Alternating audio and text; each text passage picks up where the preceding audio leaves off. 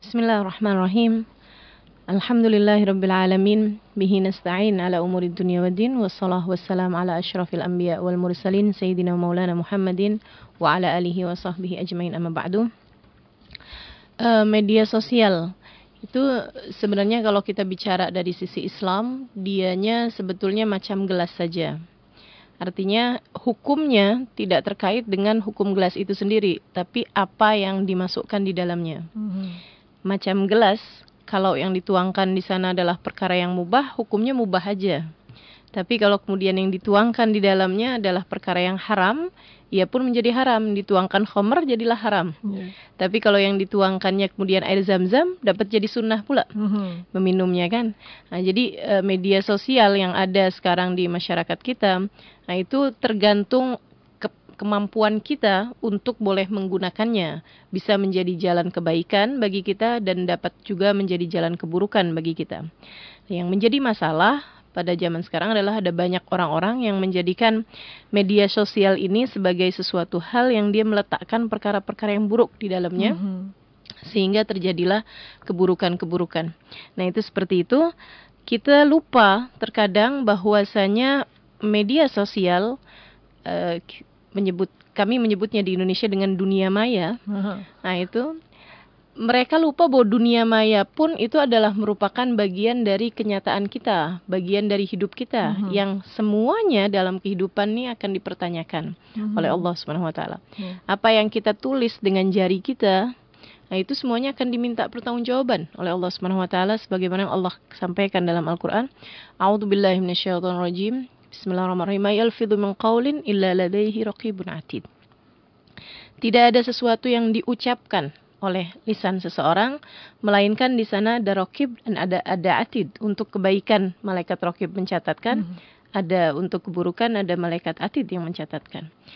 Sebagaimana ucapan diperlakukan demikian oleh Allah Subhanahu wa taala, apa yang kita tulis dengan jari kita itu pun, kita like ke, kita komen ke, semuanya akan juga dimintai pertanggungjawaban oleh Allah Subhanahu wa taala, sebab semuanya dicatat oleh malaikat raqib kalau kebaikan, oleh malaikat atid kalau keburukan. Jadi pertanyaan kita selama ini, para pengguna media sosial, bahwa kalau kemudian itu dipertanyakan, atau kalau itu dicatat oleh malaikat raqib dan atid, kiranya mana yang lebih banyak? Malaikat atidkah yang mencatat, atau malaikat raqibkah yang mencatat? Nah, itu jangan sampai seperti mana yang disampaikan oleh salah satu dari ulama besar kita, Habib Ali Al-Habsyi, penulis Maulid Durar. Beliau mengatakan, menyedihkan sekali. Ada banyak orang Islam yang malaikat raqib pencatat kebaikannya nganggur, tak kerja apa-apa, karena malaikat atid semua yang mencatatkan apa yang dia lakukan.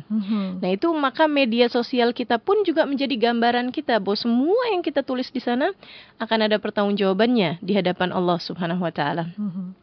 Kita kembali kepada hadis Nabi Muhammad SAW, kullu kalam ibni Adam alaih lalah ila dzikrullah wa mawalah wa aliman wa muta'aliman. Semua ucapan manusia akan menjadi bahaya bagi dia, akan menjadi hal yang dia sesali. Illa dzikrullah, kecuali zikir kepada Allah atau mengingatkan orang kepada Allah, wa mawalah atau yang sejenisnya. Zikir, mengingatkan orang kepada Allah, ilmu, wa aliman muta'aliman, orang mengajar dan orang belajar. Itu maka kita dalam konsep kita bermedia sosial seharusnya juga tidak keluar dari 4 hal yang disampaikan Nabi itu. Zikrullah, wa mawalah, alim, wa muta'alim. Dalam konsep kita mencari ilmu, baik itu ilmu dunia ataupun ilmu akhirat ataupun ilmu agama, dan juga dalam konsep kita mengingatkan orang kepada Allah dan mengingatkan diri kita sendiri kepada Allah untuk perjalanan hidup kita di masa yang akan datang. Nah kemudian juga bahwa yang kita lihat di media sosial itu pun juga bukan sesuatu hal yang tidak akan ada hisabnya. Inna sam'a wal basara wal fuada kullu ulaika kana anhu mas'ula. Kata Allah Subhanahu wa taala dalam Al-Qur'an, sesungguhnya pandangan mata, sesungguhnya pendengaran telinga, sesungguhnya apa yang dirasa di dalam hati, semuanya akan diminta pertanggungjawaban di hadapan Allah Subhanahu wa taala. Maka kita bermedia sosial jangan pernah lupa bahwa apa yang kita lakukan di alam maya sana juga akan menjadi sesuatu hal yang akan ada hisabnya kelak di hari akhirat nanti. Nah, dari pemikiran ini, dari prinsip inilah kemudian kita diperlukan adab-adab di dalam kita bermedia sosial. Sekurangnya ada 4 hal yang harus kita lakukan ketika kita berada di media sosial tersebut. Yang pertama adalah pastikan tidak ada kemaksiatan dan dosa yang kita lakukan dengan media sosial kita. Tidak ada perkara dosa, macam membuli orang, kemudian lagi berkomentar buruk kepada orang, menyakitkan hati orang, gitu. Jangan berpikir bahwa itu urusan saya. Kenapa kamu ikut-ikut campur sama apa yang saya lakukan di sana, gitu kan? Nah, itu semuanya akan hak saya, gitu. Betul bahwa ada hak asasi manusia, akan tetapi baru disebut hak apabila tidak melanggar hak orang lain. Gitu kan. Kalau ada pihak lain yang merasa tersakiti, nah itu berarti kamu telah melanggar hak orang lain. Gitu. Jadi yang pertama, tidak boleh ada kemaksiatan. Pun termasuk kemaksiatan juga adalah untuk melihat apa yang tidak boleh dilihat di media sosial.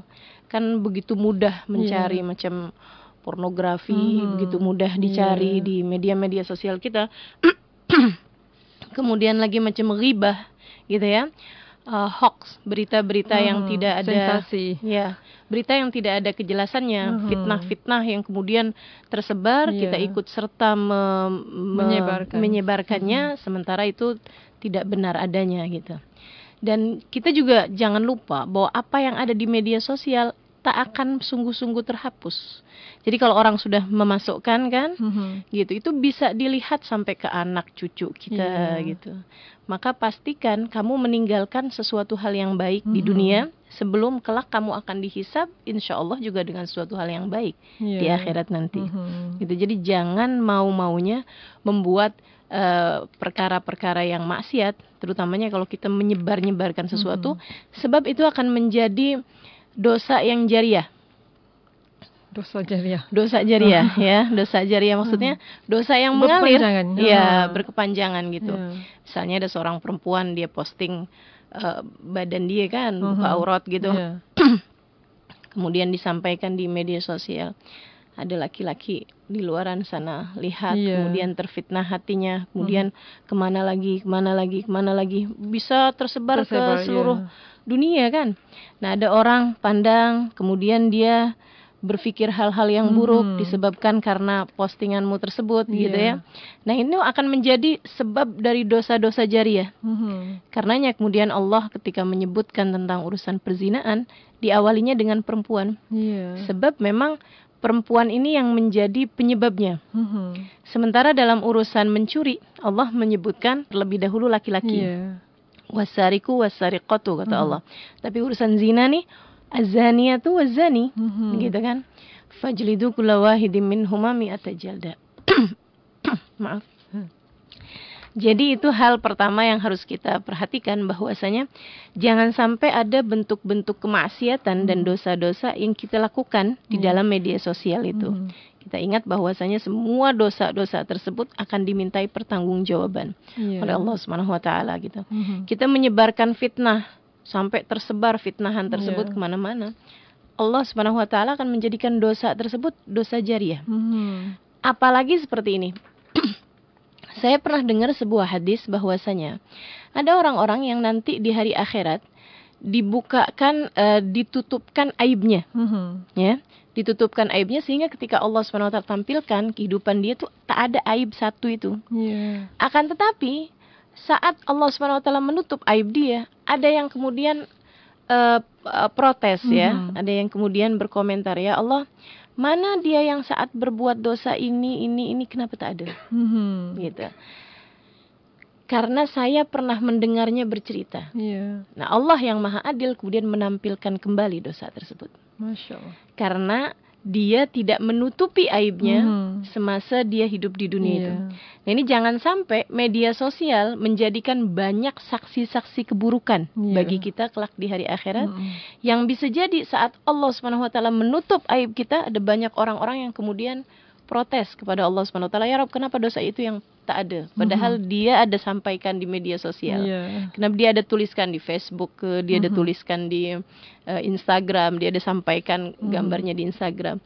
Ini yang jangan sampai kemudian menjadi penyesalan bagi kita karena kita memposting atau menuliskan atau menyampaikan sesuatu hal yang akan kita sesali ya. Itu baru yang pertama. Yang pertama ya. Dan kemudian yang kedua ada 3 lagi Ustazah ada 3 lagi. Dan kita akan berehat seketika Ustazah. Dan para pendengar, anda jangan ke mana-mana untuk pastikan 3 lagi apa yang Ustazah nak kongsi sama kita. Kita baru pertama tadi Ustazah sebutkan, pastikan tak ada maksiat ataupun dosa di media sosial yang kita sebarkan kerana itu boleh menjadi dosa yang mengalir. Dan apapun kepada anda, jangan ke mana-mana, insya-Allah kita akan kembali selepas ini dan pastikan terus setia bersama kami. Kembali bersama di IKIM FM Pilihan Utama Anda dan masih lagi bersama dengan tetamu kita, bersama dengan yang bagi Ustazah Halimah Al-Idrus untuk kita teruskan segmen kita topik Jumaat hari ini dengan topiknya adab di media sosial. Dan tadi Ustazah baru kongsi yang pertama, kita ada 3 lagi Ustazah ya. Jadi teruskan untuk yang 3 lagi sebabkan ramai yang dah tanya di di media sosial kita juga. Ustazah, silakan. Baik ya, sudah saya bahas tadi mengenai adab yang pertama, yaitu jangan ada kemaksiatan kita di dalamnya. Kemudian yang kedua, adabnya adalah pastikan bahwa apa yang kita tulis ataupun apa yang kita dengar ada manfaatnya, terutama apa yang kita tulis ya. Karena seperti yang tadi saya sampaikan, kalau itu berupa dosa, ia akan menjadi dosa jariah. Dan kalau itu adalah sesuatu hal yang bermanfaat bagi orang lain, maka dia akan menjadi sedekah jariah. Akan menjadi kebaikan yang juga menyebar pahalanya kan. Masya Allah. Dan ini adalah satu rahmat bagi dari Allah Subhanahu Wa Taala bagi kita yang hidup di zaman sekarang ini, bahwa kebaikan apapun yang bisa kita lakukan bisa tersebar di mana-mana tempat. Orang bisa ikut serta merasakan kemanfaatannya hanya karena membaca ataupun melihat ataupun mendengar dari apa yang kita posting di dalam media sosial kita. Mengingatkan orang lain, ada banyak hal dari kemanfaatan yang boleh kita bagi. Baik kemanfaatan itu manfaatan agama ataupun nafaknya manfaat yang didapat manfaat dunia. Misalnya daripada posting hal-hal yang buruk-buruk, lebih baik posting tips, trik menggendong anak misalnya begitu ya, atau apa aja lah misalnya obat batuk yang yang alami misalnya gitu. Ada banyak orang yang mendapatkan kemanfaatan yang dengannya kemudian kamu dapat pahala yang akan terus mengalir setiap kali orang tersebut merasakan kemanfaatan dari ilmu kita. Jadi itu yang kedua gitu ya, kemanfaatan. Pastikan bahwa ada manfaat di dalam apa yang dituliskan, itu salah satu adabnya. Kemudian yang ketiganya, jangan sampai ada yang tersakiti, jangan sampai ada yang terzolimi dari apa yang kita tuliskan tersebut, gitu. Jadi pastikan bahwa kata-katanya memang dengan kata-kata yang baik, pembicaraannya dengan adab-adab yang baik. Bayangkan kalau kita bicara itu secara langsung di hadapan orang. Apa yang tidak ingin kamu sampaikan secara langsung bersama dengan di hadapan orang, jangan tuliskan itu di dalam media sosial. Masalah kita tidak mahu orang tu rasa sakit hati, tapi kita mahu orang tu rasa sakit hati di media sosial ya. Kita betul. Berani di media sosial. Kita berani di media sosial. Ada banyak orang-orang yang terlihat garang di media sosial. Padahal ketika jumpa di alam maya kan, terlihatnya masa di media sosial tuh macam-macam. Tapi begitu nyampe di alam maya macam kucing aja. Gitu, ada banyak yang seperti itu. Nah, itu karenanya kemudian penting untuk kita pastikan bahwa apa yang tidak ingin kita sampaikan di dalam alam nyata, jangan pula sampaikan itu di media sosial kita. Dan apa yang tidak ingin kita dengar dari orang lain, maka jangan sampaikan itu juga gitu. Karena akan seperti itu rasanya orang ketika mendengarnya. Kemudian hal yang terakhir adalah untuk jangan jangan membahayakan diri gitu ya, dengan bahayanya media sosial, dan itu adalah dengan cara kita batasi diri. Batasi diri dalam bermedia sosial. Jangan habiskan terlampau banyak waktu, begitu kan? Jangan terlampau habiskan begitu banyak dunia kita ya hanya untuk media sosial. Ada banyak sekarang orang-orang yang sampai memaksakan diri untuk berlibur di tempat-tempat yang jauh misalnya, atau berlibur di tempat-tempat yang indah hanya untuk bisa update di media sosial, di Instagram misalnya atau apa gitu kan. Orang-orang sekarang bahkan sedang jadi tren ya, Kalau makan itu sebelum makan tak boleh dimakan dulu sebelum difoto. Iya, betul. Kan gitu ya. Saya lihat itu tak hanya di Indonesia aja, tapi di mana-mana tempat sekarang macam itu gitu. Jadi kalau belum semua makanan lengkap, lapar-lapar pun mereka tahan dulu kan, untuk bisa sampaikan itu gitu. Seolah-olah semuanya harus tahu betapa kehidupan saya adalah kehidupan yang menyenangkan, kehidupan yang baik. Tapi semua orang berpikir seperti itu, gitu. Kayaknya akhirnya jadi kebohongan-kebohongan yang ada dalam kehidupan kita. Nah, itu jangan sampai kita mendapatkan bahayanya ya. Dan salah satu bahaya dari bermedia sosial adalah bahwa saat kita update status misalnya di media sosial atau apa, kita akan ingin tahu gitu kan, bagaimana komen orang. Kemudian akhirnya kita jadi sedih ketika ianya tak banyak orang yang like kan. Kita merasa diabaikan di media sosial. Kemudian ada banyak orang yang akhirnya jadi macam rusak gitu dalam pikirannya, sampai kemudian dia bikin akun yang lain juga untuk mengomentari akunnya sendiri, untuk like akunnya sendiri begitu ya. Nah, itu sesuatu hal yang saya lihatnya sudah merupakan gangguan kejiwaan ini. Betul. Sampai ada satu pakar mengatakan bahwa keterlibatan media sosial itu banyak sekali dalam mendukung adanya depresi di masyarakat pada masa-masa terakhir ini ya. Dan ada seorang dokter mengatakan bahwa ketika kita bermedia sosial gitu kan, mengupdate sesuatu, mengupload sesuatu di media sosial, itu ada zat kimia dalam tubuh namanya dopamin. Iya, dopamin. Dopamin.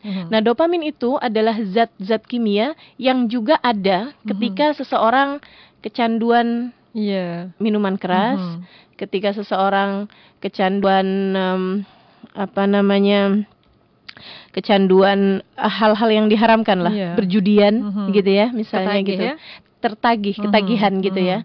Nah, ketagihan, kecanduan ini adalah sesuatu hal yang tentu saja kalau berjudi misalnya itu jelas keharamannya. Minuman keras pun juga jelas keharamannya. Tapi kan bermedia sosial kan tak ada hukum secara pasti seperti yang tadi saya sampaikan, seperti gelas aja gitu kan, tergantung apa yang kita masukkan di dalamnya. Nah, itu mesti pandai-pandai menjaga diri gitu kan.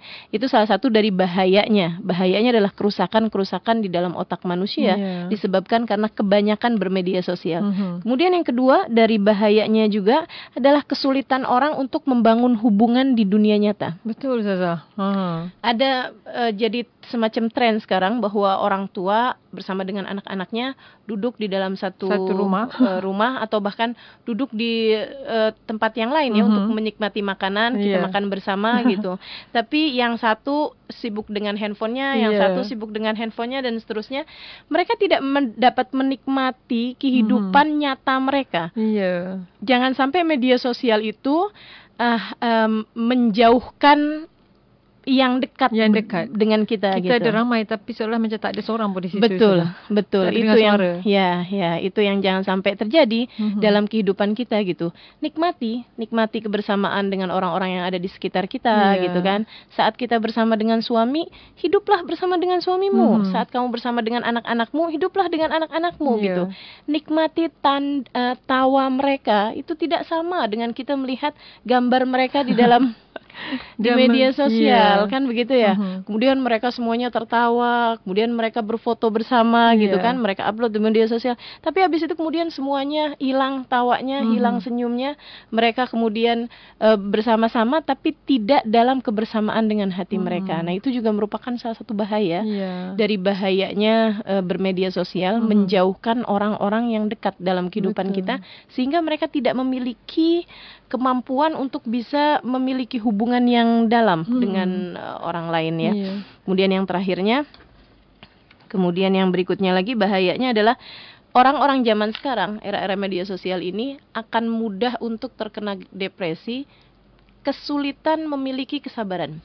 Jadi mereka karena terbiasa bermedia sosial, mereka jadikan media sosial itu sebagai pengalihan dari apa yang mereka alami waktu hidup di dunia. Waktu hidup dia di alam nyata ya, sampai di dunia. macam dunia akhirat gitu. Aha. Jadi di alam nyatanya itu ketika mereka mendapati kesulitan apapun, mereka bukan mencari solusi dari kesulitannya, akan tetapi mereka kemudian mengalihkan kesulitannya tersebut dengan bermedia sosial. Ya, meluahkan di media sosial ya, Dia luahkan kemarahan, di dua emosinya. emosinya. Dan itu adalah cara peluahan yang sesaat, karena tidak sungguh-sungguh mencari akar permasalahan dari permasalahannya dia gitu, sehingga tidak ada jalan keluar dari permasalahannya tersebut disebabkan karena pengalihan semuanya tidak sungguh-sungguh mencari solusi dari permasalahan gitu. Kemudian hal terakhir dari bahayanya adalah kekurangan rasa syukur. Karena setiap hari kan lihat nih, oh dia kawan kita nih pergi ke mana, holiday kemana, yang ini pakai baju apa, yang ini makannya shopping apa, di mana, ini makan di mana gitu kan. Saya lihat kehidupan orang-orang zaman sekarang itu yang seharusnya ada di dalam sekalipun menjadi di luar. Jadi rumah tangga orang macam ikan dalam akuarium ya. Semua orang boleh lihat gitu kehidupannya gitu kan. Suatu hal yang disembunyikan malah kemudian diperlihatkan di alam nyata gitu. Dan itu yang kemudian orang jadi melihatnya tidak ada rasa syukur. Karena dia akan terus berusaha untuk pamer, untuk perlihatkan dirinya dengan cara-cara yang tidak benar gitu. Itu boleh menyebabkan kemurungan dan sehingga menyebabkan satu mendorong kepada penyakit mental ya Ustazah ya. Tadi macam Ustazah sebut tadi kan, macam kita kalau kita bersama keluarga sepatutnya kita habiskan masa bersama keluarga. Tapi kalau kita tengok Ustazah, dari sekarang, dari anak kecil lagi kita dah berikan gadget untuk mereka bermedia sosial lagi sampailah ke umur yang tua sekalipun. Jadi mungkin Ustazah sebenarnya media sosial itu memang harus ada keterikatan pemerintah juga ya dalam hal ini untuk memberikan batasan-batasan gitu. Dan sebenarnya memang para pakar-pakar mengatakan bahwa tidak diperkenankan bagi anak kecil untuk memiliki akun sendiri begitu kan ya. Di atas 13 tahun baru boleh gitu. Ini yang harus kita sampaikan kepada anak-anak kita juga gitu. Mereka akan protes, mereka bilang semua kawan saya pakai gitu kan, semua kawan saya punya gitu. Itu yang harus disampaikan juga kepada mereka bahwa kamu tahu nak gitu kan, media sosial kalau kamu punya akun itu gitu nanti akan rusak otak kamu. Kamu mau nggak kalau kemudian otak kamu kemudian menjadi rusak gitu. Sampaikan dengan cara-cara yang baik, dialog dan sentuhan. Ini para orang tua harus mampu menyampaikan hal tersebut kepada anak-anak dengan cara dua hal tersebut. Berdialog, berbicara, berbual sama anak-anaknya di alam nyata ya. Betul, berbual di alam nyata yang dua arah. Selama ini ada banyak para orang tua yang ketika kemudian berbual dengan anak-anaknya hanya satu arah aja. Tak banyak bertanya sama anak-anaknya. Kalau mau berbual sama anak, banyaklah bertanya gitu. Bukan menyuruh saja. Bukan menyuruh saja atau perintah aja yang tanpa ada alasan apa-apa. Sampaikan kepada anak-anak alasannya kenapa tak boleh, gitu kan? Kenapa tak boleh gitu? Harus jelas alasannya sehingga anak bisa paham gitu. Di antara sekian banyak teman-temannya yang bahkan dari usia 5 tahun, 6 tahun sudah punya akun Instagram misalnya, dia tidak diperkenankan oleh orang tuanya untuk memiliki akun Instagram. Kita bagi tahu alasannya kenapa. Dan juga kalau kita bicara dengan anak atau dengan orang-orang yang kita sayangi, perbanyak sentuhan gitu ya. Anak tuh dekat, anak tuh biar dia merasakan kehadirannya. Dan itu yang tidak bisa didapat dalam media sosial. Betul. Kembali bersama di IKIM FM, pilihan utama anda, dan terima kasih pada anda terus setia bersama dengan kami. Dan Alhamdulillah kita kembali pada waktu ini untuk kita teruskan topik Jumaat kita bersama dengan yang bahagia Ustazah Halimah Al-Idrus dengan topik kita adab di media sosial. Dan juga kepada anda para pendengar, untuk sebelum kita nak meneruskan untuk perbincangan seterusnya, kita ada soalan ni Ustazah ya dari Facebook kita, dari Puan Syamsiah Mali. Dia kata, apa cara ataupun pendekatan yang boleh digunakan untuk membantu remaja-remaja yang ketagih menggunakan media sosial ni? Betul Ustazah, sampai tak ada makan dan sebagainya. Betul. Udah macam jadi mendekati ke arah depresi ya. Remaja-remaja kita terutamanya gitu. Ada hal bahwa macam mana untuk memberi batasan ya, atau memberitahukan kepada anak remaja kita mengenai media sosial ini. Orang yang dia menjadi kecanduan atau apa tadi bahasanya? Ketagihan dengan media sosial itu biasanya disebabkan karena dia punya kehidupan di alam nyata ya, di alam yang sebenarnya nih itu tidak menyenangkan. Jadi macam pengalihan gitu. Dia mau buat dirinya punya kehidupan yang jauh lebih menyenangkan di dalam media sosial. Dia rasanya puas punya banyak kawan di media sosial gitu. Kemudian dia rasanya macam menyenangkan ketika apa yang dia sampaikan di sana mendapatkan banyak perhatian dari orang-orang di sekitarnya gitu. Nah, ini kalau kita mau memberikan solusi kepada mereka gitu, kita cari akar permasalahannya, yaitu dengan penyebabnya dulu kita cari nih. Apa penyebabnya? Itu karena merasa ada 3 hal ya yang mereka kurang gitu ya. Yang pertama yaitu mereka kurang rasa cinta terhadap diri mereka sendiri dalam alam nyata gitu. Nah, itu semuanya disebabkan karena dia tidak melihat dirinya dengan segala potensi, dengan bakat yang dia punya, dengan kemampuan yang dia punya gitu. Jadi macam mencari eksistensi diri, mencari kebanggaan di luar dari kehidupan dia di dalam alam nyata gitu. Dia mau buat dirinya hebat, dia mau buat dirinya macam orang lain yang dia tengok di media sosial. Gitu kan. Dia menjadi di orang lain. Menjadi orang lain, betul. Bukan ketika dia dia kemudian tersenyum gitu, bukan karena rasa bahagia yang ada dalam hatinya gitu kan. Ketika dia kemudian buat apa aja bukan sesungguhnya dirinya gitu. Dia tengok orang lain buat macam itu, dia pun buat macam itu. Plastik gitu. Plastik, betul. Jadi kekurangan rasa cinta terhadap diri sendiri, kepercayaan terhadap diri sendiri gitu kan. Nah, ini yang harus kita benahi gitu. Karenanya kemudian lakukan kepada anak-anak remaja kita gitu kan, rasa kepercayaan terhadap diri mereka sendiri. Dan kita orang Islam, sebenarnya guru saya bilang, kamu tak usah percaya pada diri sendiri, percayalah pada Allah Subhanahu wa taala.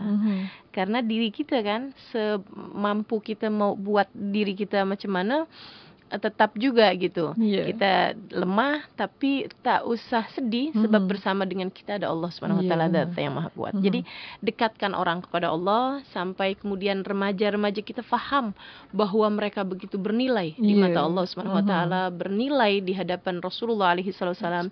Kamu adalah satu dari sekian umatnya yang kelak akan berada di belakang benderanya Nabi Muhammad alaihi wasallam, akan menjadi saksi dari umat-umat yang sebelumnya, seperti yang Allah Subhanahu wa taala bilang, kuntum, kata Allah Subhanahu wa taala, ja'alnakum ummatan wasatan litakunu syuhada 'alan nas. Kalian akan menjadi saksi-saksi bagi umat-umat yang sebelumnya, begitu kan? Ada peranan besar kita bagi sekian banyak umat manusia yang hidup di atas muka bumi ini, yaitu menjadi umatnya Rasulullah, menjadi umat yang akan pertama kali masuk ke dalam surga dan lain sebagainya. Hal-hal ini kita dekatkan kepada anak-anak remaja kita sehingga mereka memiliki rasa confident yang disebabkan karena mereka tahu Allah Subhanahu wa taala menginginkan mereka. Rasulullah alaihi wasallam menginginkan mereka. Ada satu anak datang pada saya, dia bilang, "Ustazah, saya baru tahu bahwa ternyata saya adalah anak yang tidak diinginkan oleh orang tua saya." Dia bilang, "Saya bahkan lahir sebelum mereka saya sudah ada dalam kandungan ibu saya sebelum orang tua menikah." Gitu ya. Jadi anak dari hasil perzinahan gitu ya. Dia sedih sekali, dia bilang, saya betul-betul frustasi, saya betul-betul depresi gitu. Saya sampaikan kepada anak tersebut, bisa jadi orang tuamu tidak menginginkanmu, tapi kamu tidak akan lahir ke atas muka bumi ini kecuali jika Allah menginginkanmu. Jadi kamu harus cari ridhonya Allah yang telah menginginkanmu ada di atas muka bumi ini. Saya bilang, tidak ada anak lahir ke atas muka bumi dengan bawa dosa orang tuanya, tak ada. Yang haram adalah orang tuamu, perbuatan dosa orang tuamu, tapi kamu tidak haram. Tidak ada anak haram, tidak ada anak yang tidak diinginkan oleh Allah Subhanahu wa taala, kullu maulidun yulad ala fitrah.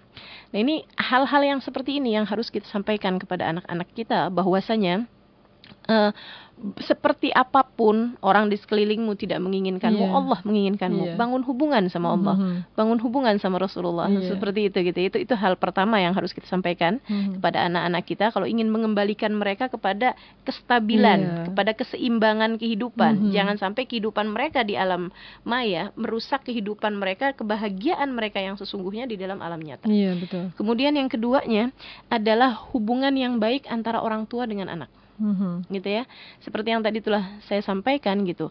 Anak memerlukan darimu obrolan, anak memerlukan darimu bincang-bincang. berbincanglah perbualan, dengan ya? anak, berbuallah dengan Ya. anak. Berbicaralah sama anak, dua sisi, gitu ya. Dan Dengarkan, sentuhan, ya. dengarkan anak, kemudian sentuh anak gitu. Mhm. Allah Subhanahu Wa Taala bagi kepada kita 2 telinga dan hanya 1 lisan. Tentu saja adalah untuk kamu lebih banyak, 2 kali banyak mendengarkan daripada Iya. berbicara. Gitu. Itu yang harus kita sampaikan kepada anak-anak kita. Maksudnya harus kita lakukan kepada anak kita untuk banyaklah mendengarkan mereka. Selalu dengarkan apa yang diinginkan anak, selalu dengarkan apa yang akan mereka sampaikan, begitu ya. Iya. Nah, kalau anak sudah mendapatkan itu banyak dari orang tuanya, atau sekurangnya kalaupun bukan dari orang tuanya, misalnya dari gurunya atau dari siapanya, begitu ya, yang memberitahu kepada anak-anak tersebut, insya Allah mudah-mudahan akan membuat anak-anak kembali kepada dunia nyata mereka. Iya. Tidak kemudian tenggelam dalam dunia maya mereka ya. Kemudian yang ketiga, kita harus selalu ingatkan kepada anak-anak kita bahwasanya tidak punya kehidupan yang lain untuk dihisab di hari akhirat kecuali kehidupan yang sekarang. Gitu, ingatkan kepada akhirat mereka. Kita bagi tahu kepada mereka bahwa apa yang kita lakukan semuanya akan ada hisabnya. Dunia kita sebentar aja, dunia sa'ah faj'alha ta'ah. Dan Imamul Haddad, dunia hanya sebentar aja, maka jadikanlah ini sebagai ladang taat kita. Dan Ustazah, jadi bila Ustazah sebut tadi tu baru kita tahu sebenarnya yang banyak ke media sosial tu ada kerana mereka tidak ada masa dengan keluarga mereka, yang tidak ada siapa nak mendengar perbualan mereka, jadi mereka berbual di mereka media sosial. mencari kadang-kadang pendengar sampai yang lain. mereka mendapat kawan di media sosial, ya, dan juga kawan-kawan yang menjurus kepada perkara yang tidak baik. Perkara yang tidak baik, betul. Dan satu lagi soalan Ustazah, ya, ni berkenaan dengan media sosial juga ni, dari puan ni, Kak Balkis. Dia kata suami dia banyak gunakan handphone untuk melayan pelanggan, itu urusan kerja walaupun berada di rumah. Saya merasa kesian, tetapi saya juga tak tahu macam mana nak buat sebab macam terganggu. Jadi masa di rumah tu jadi terganggu. Jadi kadang-kadang bos dia minta macam-macam lah. Jadi macam mana nak tolong ni Ustazah? Ataupun macam mana nak kena faham? Iya, kita harus sampaikan kepada suami untuk adanya, kita harus berkompromi sama dia ya, sehingga melahirkan kesepakatan-kesepakatan antara kita dengan suami. Misalnya, saya rasa kan saya ada di hadapan kamu tapi tidak macam tak ada gitu. Macam hantu. Ya, ada tapi tak ada gitu, tak dilihat gitu kan. Nah, itu yang harus kita sampaikan juga, bahwa anak-anak juga perlu perhatian dia gitu, bahwa kita pun juga perlu perhatian dia, dan dia pun juga perlu perhatiannya gitu. Dunia ini kan kita cari betul gitu, kita harus kerja betul gitu, akan tapi jangan sampai kemudian menghilangkan apa yang menjadi tujuan kita hidup di dunia, begitu ya. Kata Nabi Muhammad alaihissalam, carilah dunia yang tidak membahayakan akhiratmu, carilah akhirat yang tidak membahayakan duniamu.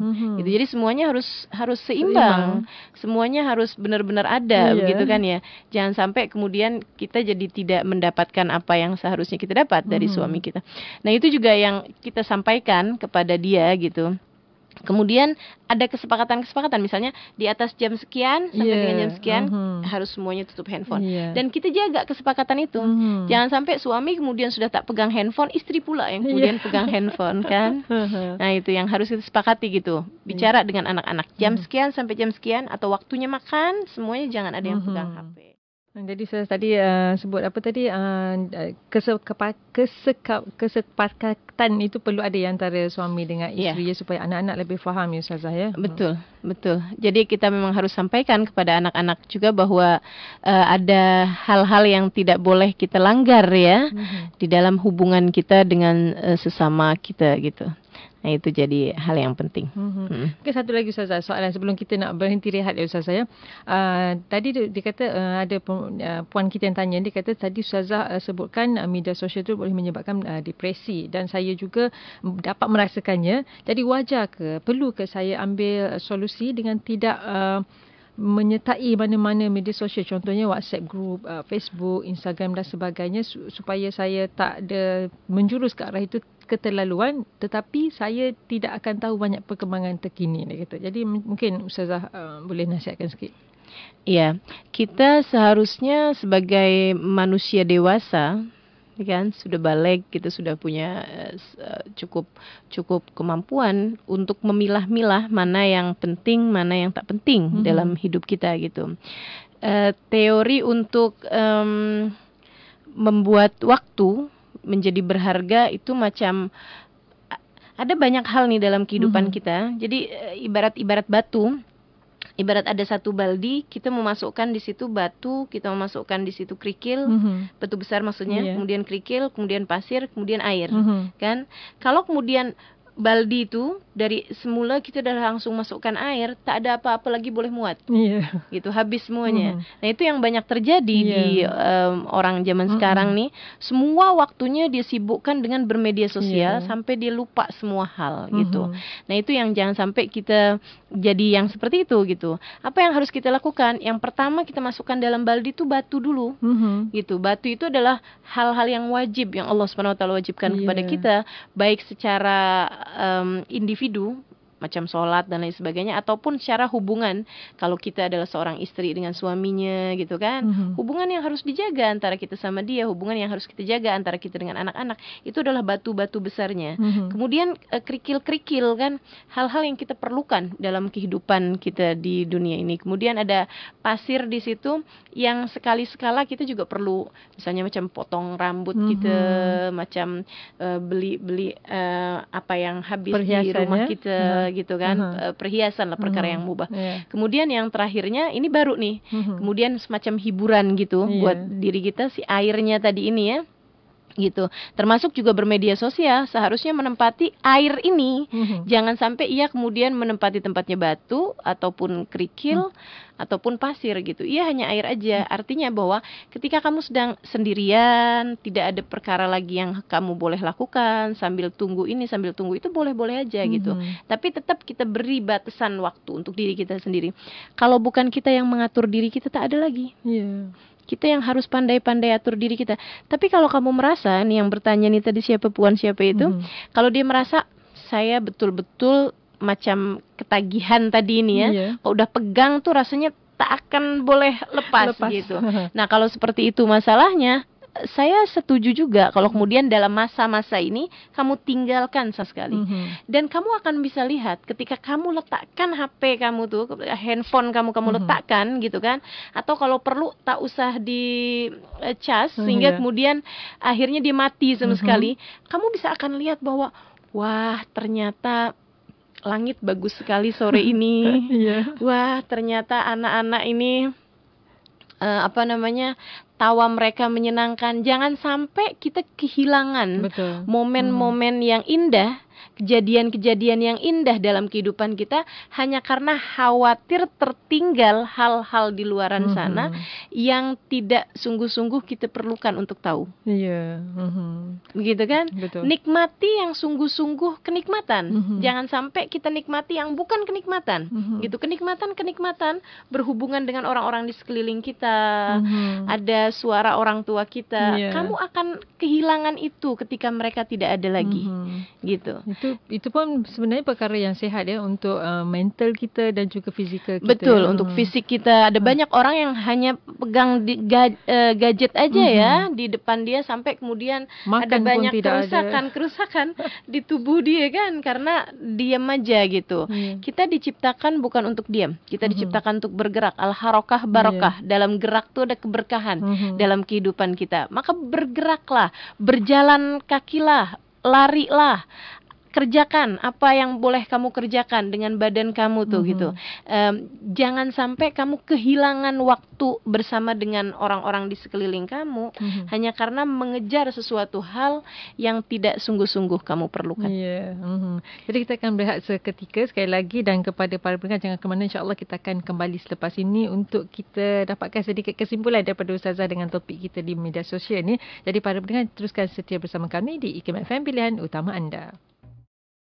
Kembali bersama di IKIM FM Pilihan Utama Anda. Masih lagi dalam topik Jumaat bersama dengan tetamu kita yang berbahagia Ustazah Halimah Al-Idrus, dan masih lagi topik kita adab di media sosial. Dan sebenarnya kita ada sedikit masa lagi lah Ustazah ya untuk kita dapatkan sedikit kesimpulan daripada Ustazah. Tapi sebelum tu mungkin kita nak jawab jugalah beberapa soalan dari pendengar kita, dan tapi lah mungkin ada yang tanya Ustazah ya, macam mana ya, adakah kita ni nak lihat generasi sekarang ni, sebabkan daripada umur bukan saja daripada anak kecil tapi sama ke umur tua pun bermedia sosial. Contohnya macam kita banyak meluahkan perasaan ataupun kemarahan ataupun ketidakpuasan hati di media sosial kita dengan perkara yang lantang, dengan tidak ada adabnya. Jadi adakah generasi macam ini yang kita nak tengok akan datang? Jadi macam mana kita nak membendung tu Ustazah, supaya tidak berterusan macam Ustazah kata tadi, berterusan sampailah generasi yang rosak akhirnya. Na'udzubillah ya. Kita buat perlindungan sekurangnya dengan orang yang ada di sekeliling kita. Nah, kita buat kompromi-kompromi dengan keluarga kita. Kita sampaikan sebisa kita sampaikan kepada orang-orang di sekeliling kita. Nah, selebihnya kita minta penjagaan lah dari Allah Subhanahu wa taala agar macam mana pun orang kemudian menjadi rusak, kita tidak termasuk di antara yang rusak tersebut.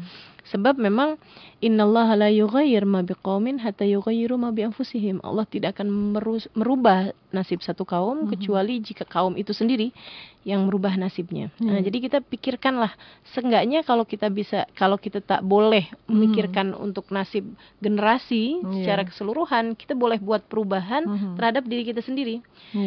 Misalnya yang kebiasaan untuk selfie dalam seminggu, hari-hari ya.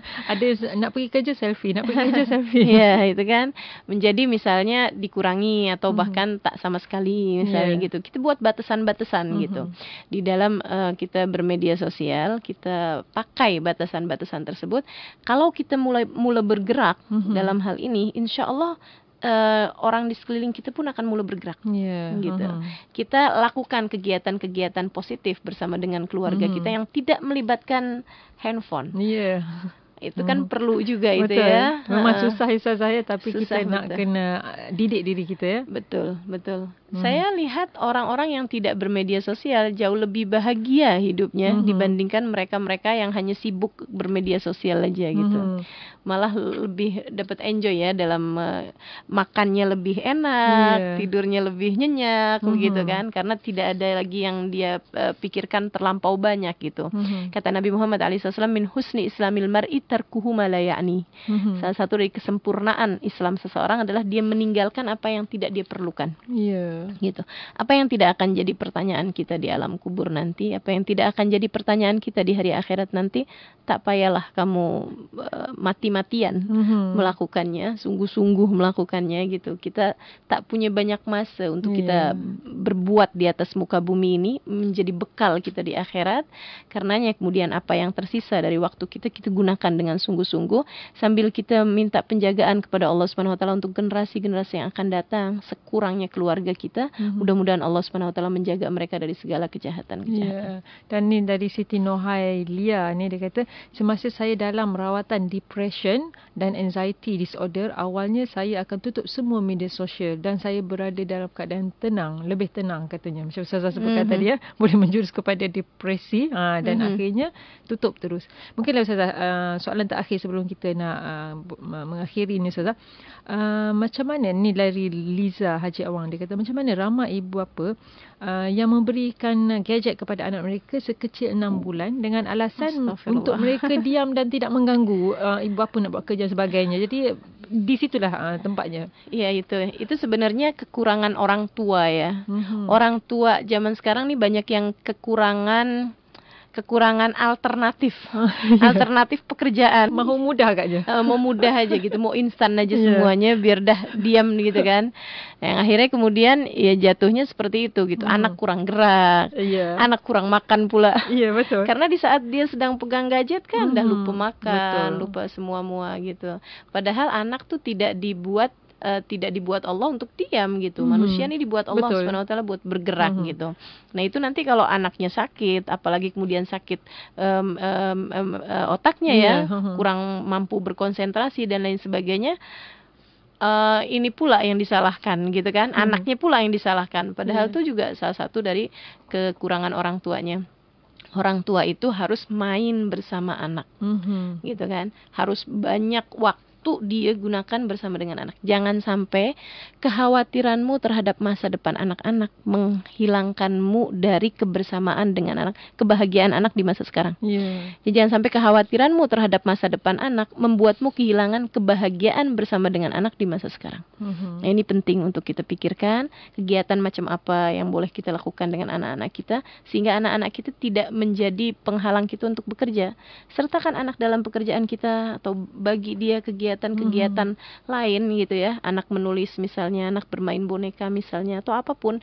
Itu udah banyak kok kegiatan-kegiatan yang seharusnya dapat dikerjakan oleh orang tua tanpa membuat anaknya di usia 6 bulan sudah pegang handphone.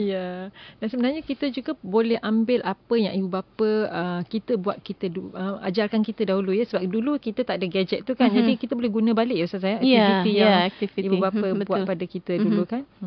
Jadi Ustazah, kita pun dah mengakhiri ke penghujung. Jadi Ustazah mungkin nak berikan sedikit kesimpulan untuk topik kita hari ini Ustazah. Ya, baik ya. Saudariku sekalian, saya muliakan sekali lagi pada akhirnya media sosial itu semacam gelas aja. Ia akan dapat menjadi hukum sesuai dengan apa yang kita masukkan di dalamnya. Maka pandai-pandailah memasukkan kebaikan-kebaikan di dalam media sosial kita. Atau kalau kamu rasa media sosialmu sudah sangat mengganggumu, singkirkan gelas tersebut, cari gelas-gelas yang lain. Ada banyak gelas-gelas lain yang tersedia yang tidak membuatmu harus melaksanakan apa yang dimurka oleh Allah SWT. Hidup kita tak lama dan kita tak punya hidup cadangan. Hanya hidup yang sekarang yang kita punya untuk kita bawa bekal ke negeri akhirat. Mudah-mudahan Allah menjaga kita dan keluarga kita semuanya dari bahaya-bahaya kecanduan apapun itu, ketagihan apapun itu modelnya, dari sesuatu hal yang dapat menghalangkan kita dari keridhaan Allah Subhanahu wa taala. Dan saya teringat tadi Ustazah sebutkannya tidak ada kehidupan lain yang dihitung melainkan kehidupan kita yang sekarang. Bukan kehidupan maya itu yang kita perlukan, tapi kehidupan nyata ini yang kita perlukan ya. Jadi kena ada batasnya, jangan sampai mengguris hati orang lain dan juga sampai membuatkan dosa itu berjalan ya pada diri kita ya. Dosa jariah ya. Dosa jariah yang kita post ataupun letakkan pada media sosial itu sampai menjadikan dosa jariah itu. Nauzubillah ya Ustazah. Jadi terima kasih banyak Ustazah bersama kita pada hari ini, topik yang sangat menarik, dan juga kepada para pendengar jangan lupa untuk ikuti ulangan topik Jumaat ini bersama dengan Ustazah pada hari Ahad nanti pada jam 7 pagi. Jadi terima kasih Ustazah datang jauh ni, baru sampai semalam, hari ini terus on air. Terima kasih sekali lagi. Assalamualaikum. Waalaikumsalam.